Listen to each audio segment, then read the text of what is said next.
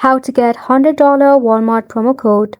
For this, you have to go ahead and open any browser that you prefer. In the search bar, search for Walmart promo code.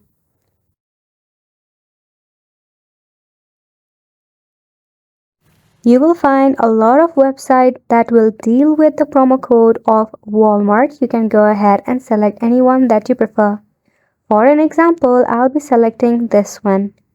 As you may already know, Walmart is a multinational retail corporation known for its wide range of products at affordable price.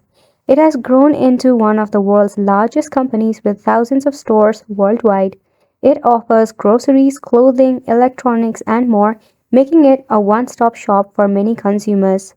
Now talking about the promo codes and how to get it, scroll down to view different type of coupons that you can get.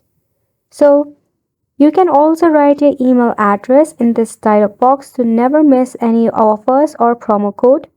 Now, if you're interested in any of the coupons, simply tap on More Details. Then tap on View Coupon. Copy the coupon to use it later. To use it at instance, tap on Visit Walmart. It will redirect here in the Walmart official website, where you first have to purchase an item. Then we are checking out, go ahead and paste the promo code that you just copied. Isn't it simple?